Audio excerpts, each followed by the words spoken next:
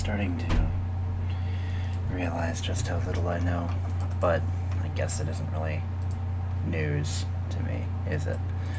Um, Living in a version of reality where everything is constantly shifting and changing, even the things that stay the same. You end up learning something, and then you end up being the worst miser in the world. So you try and commit to something that you want to do, but you don't even want to do it because you are a malleable thing.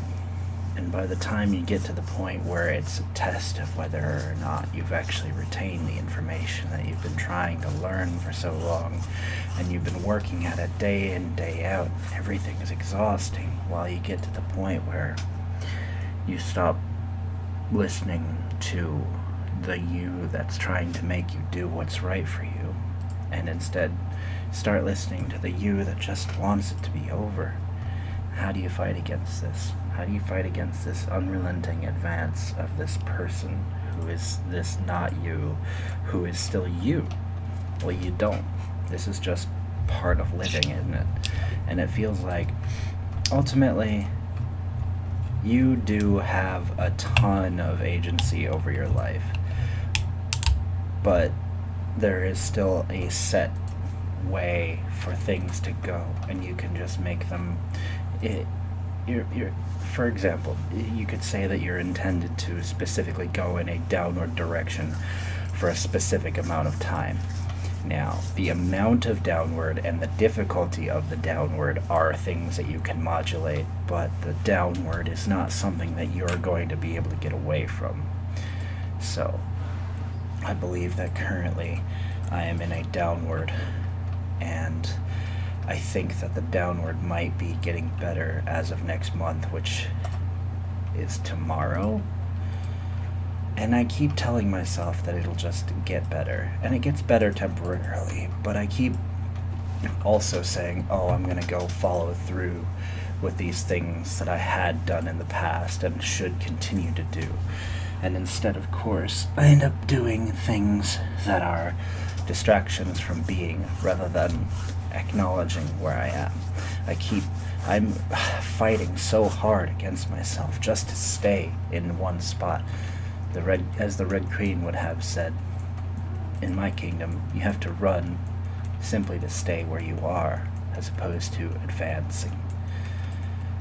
As in, if you stand still, you're already behind.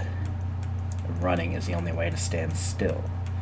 And you'd have to find a system of transit faster than running to be able to progress forward. And that's a very difficult concept to initiate when I'm now living in a world where I'm holding myself accountable for myself, as opposed to having basically ignored everything that was my version of reality up until this point, where I had been trying to convince myself that nothing really mattered. And to an extent, nothing does matter, but there are the two viewpoints which are saying that either nothing matters or everything matters, whereas I think reality is somewhere in between.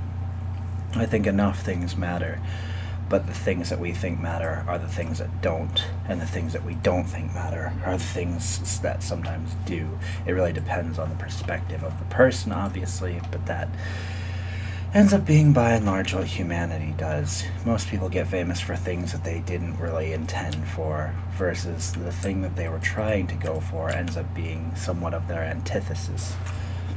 I am trying, at this point, to figure out where I belong and what I should be, but it's a difficult stance to take. It's a difficult viewpoint of understanding, especially after years of neglect and years of ignoring myself, which is an incredibly difficult thing to do from inside your own mind, being able to ignore yourself. It's fantastically masochistic, where I had basically created a subversion of reality where I was trying to say that all the things that were in the past never actually happen.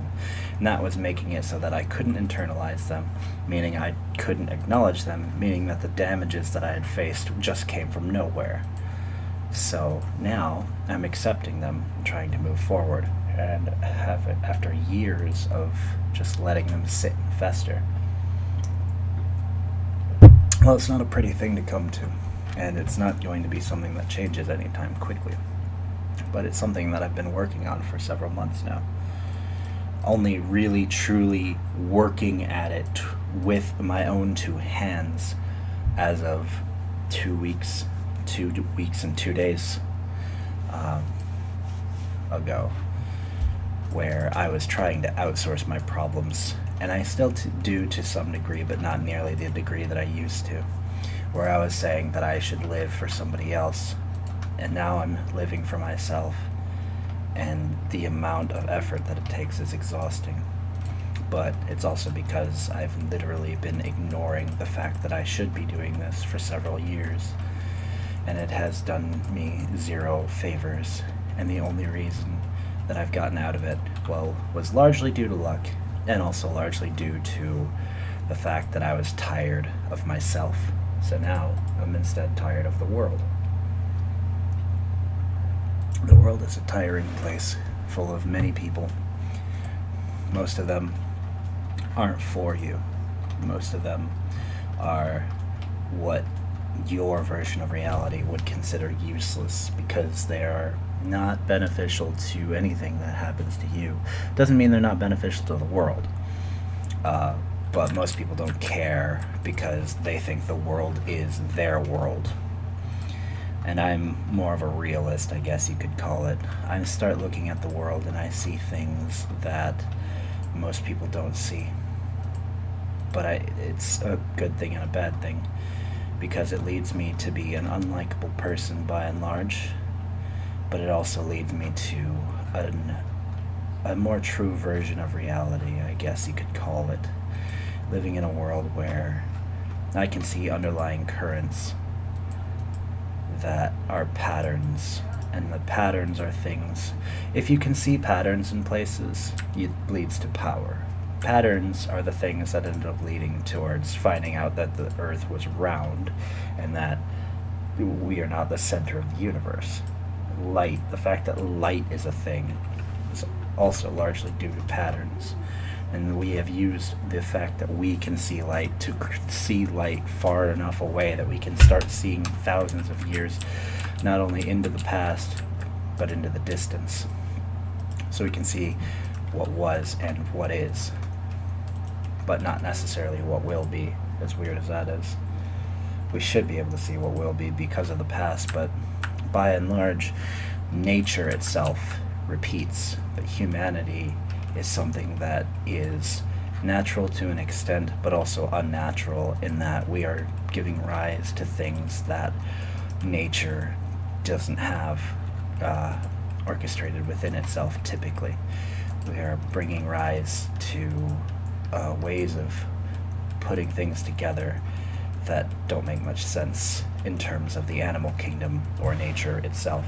Nature is that which chooses, and we are that which says that the thing that chooses can be wrong and should be changed into something else entirely. And then we are able to basically destroy this thing that was supposed to be the thing that chooses, because we've become, in our eyes, stronger than it. However, in so doing, we will end up being the thing that kills the thing that brought us to life in the first place, and therefore making our own future a lot shorter in the long run. I think that this patternicity might be one of the keys to the kingdom, I suppose. Finding ways to see the world that should be useful. I don't know if they will be, and I don't know if they will be useful to anyone, but I think that they will be useful in some way.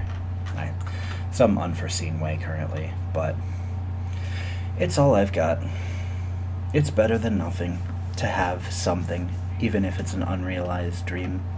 even if it's a dream that doesn't lead to anything, we may as well, because that's basically what life is.